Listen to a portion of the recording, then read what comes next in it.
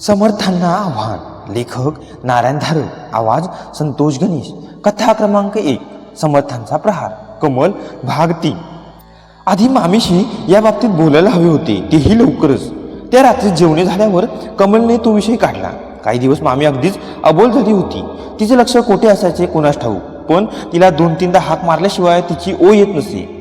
तेव्हा तिला हाक मारून तिचे आपल्याकडे लक्ष आहे असे पाहून मगच कमलने ही बातमी तिला सांगितली. ते ऐकताच मामीला आनंद झाला. त्याबद्दल कमलला काडी मात्रही शंका राहिली नाही. पण दुसऱ्या क्षणी मामीच्या डोळ्यातला आनंद मावळला व त्याची जागा विलक्षण भीतीने घेतली.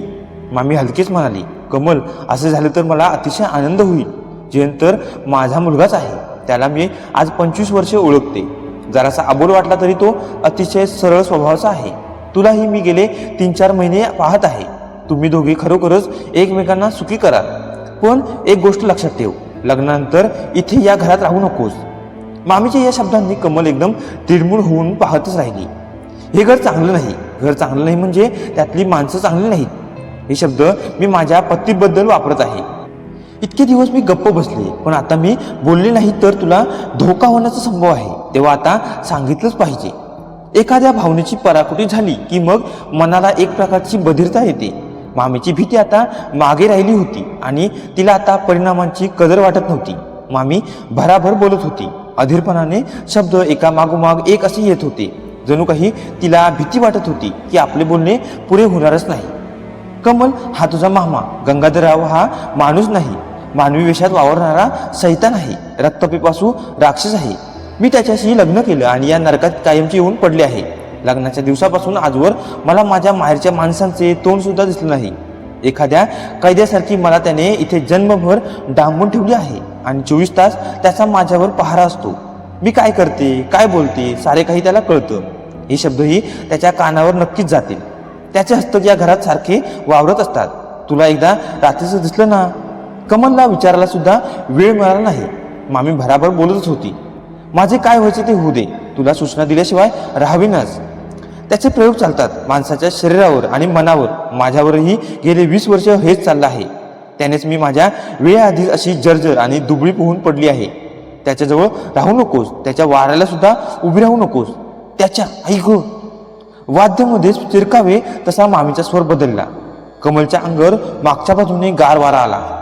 पडदा उघडून कोणतरी खोलीत आले होते आणि दाराच्या आतच उभे होते. मान वळवून मागे पाहणे कमलला फार फार कठीण गेले. पण शेवटी ती सावकाश वळली. दाराच्या आत एका पावलावर गंगाधरराव उभे होते. त्यांचे कपडे नेहमी गबाळे असत आणि त्यातूनही त्यांचा स्थूल देह लपत नसे. त्यांचे लोंबणारे गाल, हनुवटीच्या घड्या, पुढे आलेले पोट, जाड बोटे, साऱ्यात नेहमी एक प्रकारचा लिबलिबीतपणा वाटे, ढिलेपणा वाटे. आता ते अगदी निश्चलपणे उभे होते. ही स्तब्धता कृत्रिम नव्हती, स्वाभाविक आणि नैसर्गिक वाटत होती. तसा डोळ्यांना दिसण्यासारखा त्यांच्यात कोणताच बदल झाला नव्हता. पण कमलने आता त्यांच्याकडे पाहिले आणि तिला वाटले की हा स्थूलपणा, हा ढिलेपणा फसवा आहे. आज खरोखर टणक, कणकर असे काहीतरी आहे. स्थूल माणसाचा दगडाचा पुतळा जसा दिसायला लठ्ठ, ओंगळ, ढिला, पण स्पर्शाला टणक आणि गर्भात कठीण तसेच. आणि ते बटणासारखे लहानसे, काळेभोर, लुकलुकणारे डोळे. आता ते शांता मामीवर खेळले होते. एक क्षणभरच कमलने मामीकडे पाहिले. मामीने तोंड हातात झाकून घेतले होते. ती रडत होती, पण हुंदके निशब्द होती. तिचे सारे शरीर अशक्त, क्षीण, प्रत्येक हुंदक्याबरोबर थरथरत होतं, हिंदकळत होतं. गंगाधरराव खोलीत पुढे आले नाहीत. होते तिथूनच ते बोलले. तोच तो कृत्रिम, नकली, सहानुभूतीने भरलेला आवाज. काय कमल, आज मामीचे काहीतरी बिनसलेलं दिसतंय. त्यांच्या आवाजात खोटी सहानुभूती होती, उपहास होता. मामीने चेहऱ्यावरचे हात काढून घेतले आणि गंगाधररावाकडे पाहिले. इतक्या दिवसात आता प्रथमच कमलला त्यांच्या नजरेवरची भीतीची झापड गळून पडलेली दिसली. त्यांची नजर सरळ गंगाधररावांवर खिळून होती आणि ती संताप, तिरस्कार यांनी काटोकाट भरली होती. अजूनही त्या बोलल्या तेव्हा त्यांचा आवाज हळूच येत होता, पण शब्दात विलक्षण संताप भरून राहिला होता. कमलच्या मामीचे बिनसले खरे, पण ते आज नाही, 25 वर्षांपूर्वीच बिनसलंय. ज्या क्षणी तुमच्याशी माझे लग्न झाले त्या क्षणीच माझ्या आयुष्याची राखरांगोळी झाली. तुमच्या वागण्याची एक रीत मी कमलला सांगत होते. गंगाधरराव होते तसंच उभे राहिले. या शब्दांनी त्यांच्या पवित्र्यात एक नवी स्थिरता आली. इतकेच काय ते बाह्यतः काहीही जाणवले नाही तरी आपल्या आत ते एकदम सावरून घेतल्यासारखे उभे राहिले आणि मग त्या साखरी आवाजात म्हणाले, शांता, तुला माहीत आहे तुझी प्रकृती चांगली नाही.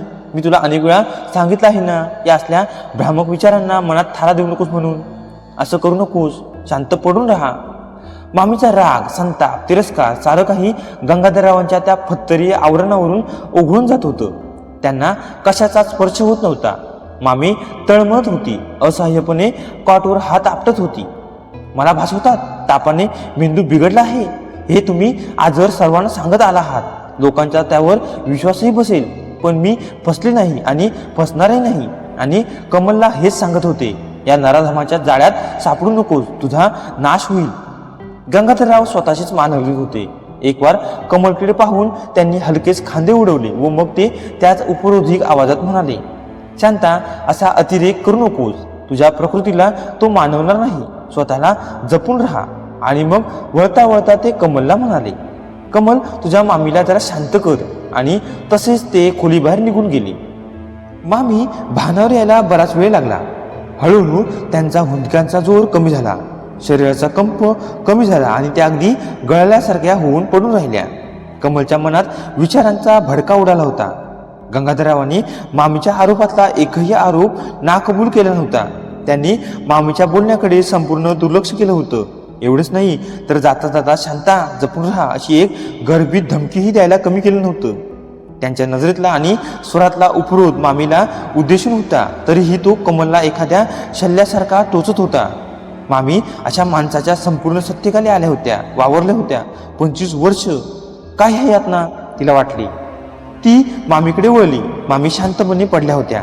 माघाच्या उद्रेकाने आता त्यांना ग्लानी आली होती. कमलने दाराला कडी घातली आणि लहान रातदिवा लावला. गादीवर पडता पडता ती स्वतःचीच म्हणाली, उद्या जयंताबरोबर याची चर्चा करायला हवी आणि निकाल लावायला हवा. पण दुसऱ्या दिवशी संध्याकाळी तिला बाहेर जायला मिळालेच नाही. दुपारचा चहा झाल्यानंतर गंगाधरराव जे त्यांच्या खोलीत गडप होत ते रात्री 8ला जेवायच्या वेळी बाहेर येत. पण आज त्यांनी स्वयंपाकघराबाहेर जाता जाता कमलला सांगितलं, कमल, 5-5:30ला जरा माझ्या खोलीत ये बरं का, मला तुझ्याशी काही बोलायचंय. हो, ती म्हणाली आणि याशिवाय इतर काही म्हणणे शक्यच नव्हतं. 5:30च्या सुमारास ती पॅसेजमधून त्यांच्या खोलीकडे आली. मनात भीती व अस्वस्थता होती, कुतूहलही होते. ज्या खोलीत तिच्या माहितीप्रमाणे आजवर घरातल्या कोणाचाही प्रवेश झाला नव्हता. ती खोली कशी असेल, आत काय असेल? तिच्या दारावरच्या टकटकीला आतून गंगाधररावांचे उत्तर आले, कोण, कमल का? ये आत, दार उघडेच आहे. दार ढकलून कमल आत गेली. तिच्या अपेक्षेपेक्षा खोली खूपच मोठी होती, पण अगदी अंधारी होती. याचे कारण खोलीच्या चारी भिंतींना लागून उभी असलेली पुस्तकांची प्रचंड कपाटे असतील. त्यांनी खोलीच्या भिंती झाकून टाकल्या होत्या. 2 खिडक्या होत्या, पण त्यांचीही तावदाने बंद होती व शिवाय आतून गर्द हिरव्या रंगाचे पडदे होते. तिने आणखी एक पाऊल आत टाकली. आपल्या छातीत एखाद्या लहान मुलासारखी धडधड होत आहे हे तिला जाणवले. हा अंधार आणि आत कसला तरी उग्र तिखट दर्प तिच्या नाकात शिरला. ते कसले तरी अत्तर असेल, उदबत्ती असेल. तिला तो वास काही केल्या ओळखू येईना. आणि मग तिला गंगाधरराव दिसले. खोलीत जरा एका बाजूला आराम खुर्चीत ते बसले होते. तिच्यावर नजर खिळलेली होती. दातांनी नखे कुरतडत होते. त्यांची ही सवय तिने अनेकदा पाहिली होती आणि तिला त्याची विलक्षण किळसही आली होती. दातांनी कुरतडून त्यांच्या नखांची टोके रक्ताळलेली असायची. आत्ताशी तर तिला ते लाल पंजे स्वप्नातही भेडसवायला लागले होते. ये ना, आत ये कमल. त्यांच्या आवाजाने ती किती दचकली आणि मग आत येऊन एका खुर्चीवर अंग चोरून बसली. गंगाधरराव आता काय बोलणार आहेत याची तिला काहीही कल्पना येत नव्हती. तिच्यावरची नजर न काढता ते म्हणाले, कमल, इथे येऊन तुला आता 4 महिने होतील नाही का? हो. घरी पत्र लिहित असतेसच, त्यात इथल्याबद्दल काय लिहितेस? इथल्याबद्दल काही नाही, माझी साधी खुशालीचे पत्र असतात. आता 4 महिन्यानंतर तुला इथे कसे काय वाटते? काय बोलायचे ते न सुचून कमल गप्पच बसली. मला असे विचारायचे आहे की तुला इथे बरे वाटते ना? काही त्रास होत नाही ना? तू खरोखरच समाधानात राहतेस ना? मला त्रास होत नाही. कमल एक शब्द जपून वापरत होती. यावर आणखी काहीतरी स्पष्टीकरण हवे असे वाटून ती आणखी म्हणाली, म्हणजे मी दुःखात आहे अशातला भाग नाही. मला तुम्ही इथे राहायला बोलावले हा आमच्यावर खरोखर मोठा उपकारच आहे. उपकाराचे राहू दे. त्यांच्या आवाजात किंचित धार आली. तुला इथे करमते का? तुझे मन घरात रमते का? सुरुवातीस सगळीच परकी होती, त्यातल्या त्यात मामी ही आजारी होत्या. त्यांनी जरा बुदल्यासारखे झाले होते, पण आत्ता नाही. हो, तुझ्या मामीचा आजार ते जरा चमत्कारिक आहे खरे. गंगाधरराव आपल्या पत्नीविषयी बोलत असावे असे वाटतही नव्हते. एखाद्या दुखावलेल्या जनावरांसंबंधी बोलत असावेसे वाटत होते. तिचे या आजारासंबंधीही जरा बोलायचेच होते तुझ्याशी. पुन्हा जरा वेळ ते आपली नखे कुरतडत तिच्याकडे टक लावून पाहत बसले, मनातल्या मनात शब्द जुळवीत. त्या एकटक काळ्याभोर नजरेखाली कमलची विचारशक्तीच पार नष्ट झाली होती. एखाद्या मंत्रमुग्ध पक्षासारखी ती जागच्या जागी खिळून राहिली होती. शांता गेली बरीच वर्ष आजारी आहे कमल. तिला जरी कोणी काही सांगितलं नाही तरी आपले दुखणे असाध्य आहे हे तिला कळले आहे. आणि मला अशी भीती वाटते की याचा तिच्या मनावर जरासा परिणाम झाला असावा. माझा स्वभाव व्यवहारी आहे, काहींना तो निर्दयीही वाटतो, पण खोटी आशा देणं, भोंगळ आश्वासन देणं हे मला जमत नाही. तिचा त्यासाठी माझ्यावर बराच राग आहे, पण मी काय करू? माझा स्वभाव तर बदलणे शक्यच नाही. सारख्या सारख्या विचारांनी तिच्या मनात काहीतरी विकृती निर्माण झाली आहे. कितीतरी वर्षात तिच्या बाहेरच्या जगाशी संबंधच आलेला नाही. मनात आधी डोकावलेल्या शंका आता तिथे ठाण मांडून बसले आहेत. तिचे सारे जग त्यांनी व्यापून टाकले आहे. मनातले विचार, झोपेतली स्वप्ने, जागतेपणेचे भास आणि समोरची खरी सृष्टी यातला भेदच तिला कळेनासा झाला आहे. ती तुला काही काही सांगेल, तिला बोलू दे, खुशाल बोलू दे, त्याने तिला जरा समाधान मिळेल. तिला बिचारीला आता फार दिवस राहायचे नाही ते, तेव्हा तिला ते अल्प समाधान अवश्य मिळू दे. पण ती सांगते यावर आंधळा विश्वास ठेवू नकोस कमल. सारासार बुद्धी जागी ठेव, शक्यतांचा विचार करीत राहा. काल रात्रीच पहा, ती माझ्यावर कसले कसले आरोप करीत होती. तुझा विश्वास बसला का त्यावर? आजकालच्या दिवसात असे कधी होते का? काहीतरी उत्तर दिल्या वाचून कमलला गत्यंतरच नव्हते. मामी मामी काहीतरी विलक्षण सांगत होत्या खरे. गंगाधररावांनी तो विषय आणखी लांबवला नाही. सांगायचा मुद्दा एवढाच की तिचे बोलणे फारसे मनावर घेऊ नकोस, ठीक आहे? तुला इथे बरे वाटते हे ऐकून मलाही आनंद झाला. अनिच्छेने पोटे डांबले जाण्यासारखे दुःख नाही, ठीक आहे? एवढा निरोप तिला पुरेसा होता. ती त्या हिरव्या खोलीतून बाहेर आली.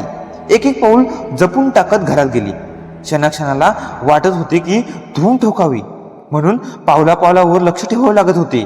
हाताच्या आवळलेल्या मुठी पुन्हा पुन्हा उघडाव्या लागत होत्या. स्वयंपाकघरात पोचेपर्यंत ती घामाघूम झाली होती. तिथल्या एका खुर्चीवर तिनं अंग टाकलं आणि मग इतका वेळ छातीत कोंडून राहिलेला श्वास धडाक्याने बाहेर आला. आज जयंताची गाठ घेणे अशक्यच होते. सगळे आवरून बाहेर जायला वेळही नव्हता आणि गाठ पडली तरी तिला धड बोलता आले असते का याची तिला शंकाच होती. गंगाधररावांच्या आत्ताच्या संभाषणाने तिच्या जीवाची विलक्षण उलाढाल झाली होती. कसला हा माणूस, कसले हे शब्द, ती पुन्हा पुन्हा विचार करीत होती. पहिल्यापासून शेवटपर्यंत ते छद्मीपणाने बोलत होते, दांभिकपणाने बोलत होते. एक शब्दही मनापासून बोललेला नव्हता, प्रांजल नव्हता. तिची ही खात्री होती. आणि विशेष भयंकर गोष्ट ही की ही गोष्ट तिला माहीत आहे हे त्यांनाही माहीत होतं. आणि तरीही त्यांनी आपले अघोरी नाटक शेवटपर्यंत चालू ठेवले होते. का? एखाद्या काटेरी फांदीचे अनेक काटे एकदम टोचावेत तसे तिला त्यांच्या बोलण्यातले अनेक संदर्भ टोचत होते, सलत होते. तुझी मामी आता फार दिवस जगणार नाही. लवकरच घडणाऱ्या घटनांची ही पूर्वसूचना तर नव्हती. तिचे मन ठिकाणावर नाही. एकीकडे आपल्या कृत्यांच्या परिणामांची कबुली आणि दुसरीकडे त्याच्याबद्दल बेफिक्री. आणि तिला, कमलला या घरात कसे वाटते याची एवढीच खोदून चौकशी कशासाठी? विचार करून करून डोके दुखायला लागले तरी तिला कशाचाच काही संदर्भ लागला नाही.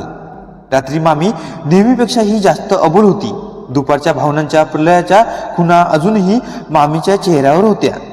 कमलने तिच्याशी फारसे बोलायचा प्रयत्न केला नाही आणि मामी आज नीट शुद्धीवर नाही म्हणून कमल मात्र सारी रात्र अतिशय जागरूक राहिली. तिच्या मनातली भीती अनामिक होती. आपण कशाला घाबरत आहोत हे तिचे तिलाही सांगता आले नसते आणि या गोष्टीवरचा विचारही ती शक्यतोवर टाळत होती.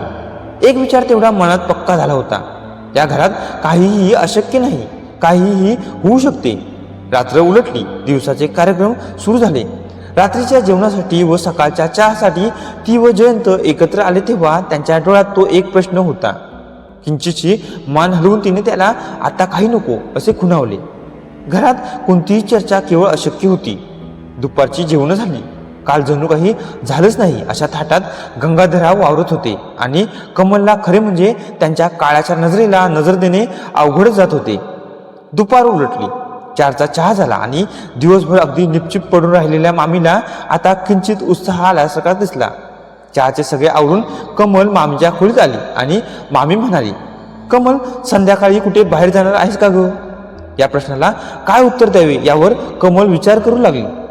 जर महत्वाचे काही काम नसेल तर आजची संध्याकाळ इथेच बसतेस का? 4 शब्द बोलावेसे वाटतात मला. पुन्हा एकदा वाया गेलेली संध्याकाळ कमलच्या डोळ्यांसमोर उभी राहिली. पण सरळ सरळ शब्दात तिला मामीला नकारही देता येईना. तरीही तिने एक प्रयत्न करून पाहिला. मामी, जास्त बोलल्याने तुमचाच मनस्ताप वाढतो ना, तुम्हालाच थकवा येतो ना, तुम्ही विश्रांती घेतली तर बरी नाही का होणार? पण मामी आता स्वतःच्या विचारा पलीकडे गेली होती. कमल, काय व्हायचे ते कालच ठरले आहे. मी तुझ्याजवळ काल बोलले आणि माझे भविष्य अटळ झाले आहे. ते आज होईल, उद्या होईल, केव्हाही होईल, पण होणारही निश्चित. आता 2-4 शब्द, जास्त काय आणि कमी काय, तुला काही काही सांगायचंय कमल. कमलचा मग मात्र निरुपाय झाला. ती मामी शेजारी बसली. कमल, ह्याने जरी कितीही कांगावा केला तरी मी सांगते यावर तू विश्वास ठेव. मी आज 25 वर्षे ही कैद सहन करते आहे. इतक्या साऱ्या दिवसात मला माझा भाऊ एकदाच भेटायला असा आला. त्याचे पत्र आले आणि यांनी मला इतके छळले की तो आल्यावर मी त्याला हात जोडून सांगितले की बाबा, कृपा कर आणि पुन्हा इकडे येऊ नकोस, पत्रही लिहू नकोस, तुझी बहीण मेली असे समज. जयंत लहान होता तोवर मनाला जरा तरी विरंगुळा होता, पण तो जरासा मोठा झाला, त्याला समजायला लागले तशी त्याला घरात खरी सत्ता कुणाची ते कळले आणि तो माझ्यापासून दूर दूर गेला. मी तेवढी एकटीच राहिली. कमल, काही काही वेळा या यातना असह्य व्हायच्या, वाटायचे यापेक्षा मरण पत्करले. मी एकदा रात्रीच्या वेळी एक अर्धवट प्रयत्नही केला आणि तेव्हाच मला समजले की कोणत्या ना कोणत्या प्रकारांनी ह्यांचे माझ्यावर 24 तास सतत लक्ष असते. मी केलेली एकही गोष्ट, बोललेला एकही शब्द ह्यांच्यापासून लपून राहत नाही. पुन्हा मला धीर झालाच नाही. एकदाच कसे तरी ओढून ताणून अवसान आणले होते. मग मन कच खायला लागले. तार ताणावी आणि मग ती एकदम तुटावी असे माझे झाले. माझ्यातला प्रतिकारच संपला. कमल, मी काय काय सहन केले हे तुला सांगत नाही. तू त्या गोष्टी कधीही विसरू शकणार नाहीस. रात्रीची झोपेतून किंचाळत उठशील. पण तू एक पाहिलेच आहे. त्या रात्री पॅसेजमध्ये तुला दिसते ते, हो, तो त्यांच्याच हस्तकांपैकी एक आहे. सावलीसारखा, दारा खिडक्यांच्या फटीतून जाणारा, आवाज न करणारा, एखाद्या कोपऱ्यात गडप होणारा. कमल, ते म्हणाले ते एका अर्थी खरे आहे. माझे सारे आयुष्यच स्वप्नासारखे झाले आहे. खरे खोटे मला कळतच नाही. कधी रात्री स्वप्ने पडतात, कोणतरी आपल्या पायांना धरून आपल्याला खोलीबाहेर ओढत आहे. मी किंचाळून जागी होते. कधी कॉटवर असते, कधी दारापाशी असते, अर्धी आत अर्धी बाहेर अशी. जोवर जीवाची काळजी होती तोवर त्यांना भ्यायले. आता ते सारे संपले. आयुष्याची इच्छा संपली आहे. आता कशासाठी भ्यायचे? केवळ तुला धोक्याची सूचना द्यायची होती, ती दिली आहे. कमल, तुझ्यावर त्यांची नजर आहे, पापी नजर आहे. सांभाळून राहा. त्यांच्या थाऱ्यालाही उभी राहू नकोस. मग पस्तावून काही अर्थ नाही. कमल, तू आलीस आणि गेले 5-6 महिने मला खरोखरच चांगले गेले. तुझा मला केवढा आधार मिळाला. मी तुझी खरोखरच फार फार आभारी आहे.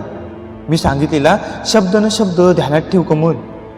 थकून मामीने डोळे मिटले. मामीच्या एकेका शब्दाने कमलच्या सर्व अंगावर काटा उभा राहिला होता. मामी जर वेडी असेल तर मी ही वेडी असली पाहिजे, कारण तिलाही पॅसेजमध्ये ती काळी सावली दिसली होती. आणि मग कमलने आपले मन कठीण केले. तिच्यासाठी मामीने प्राण्यांचीही पर्वा केली नव्हती. कमल ही मामीसाठी जेवढे शक्य होते तेवढे करणार होती. जयंताचा विचार तिच्या मनातून कोटछा कोटे गडप झाला होता. एक उमदे आयुष्य तिच्यासमोर असे नाचून गेलेले दिसत असताना तिला आपल्या वैयक्तिक सुखाचा विचार सुद्धा अशक्य होता. मामी जिवंत आहे तोवर तरी तिच्या सहवासात राहणे एवढेच तिचे आताचे कर्तव्य होते. भाग 3 समाप्त. कमल. कथा क्रमांक 1, समर्थांचा प्रहार. पुस्तकाचं नाव आहे समर्थांना आव्हान. लेखक नारायण धारक. आवाज संतोष गणेश. मित्रांनो, आजचा हा भाग तुम्हाला कसा वाटला तुम्ही कमेंट करून मला सांगू शकता. आणि अशाच प्रकारच्या नवनवीन कथा ऐकण्यासाठी चॅनलला सबस्क्राईब करून ठेवा. धन्यवाद.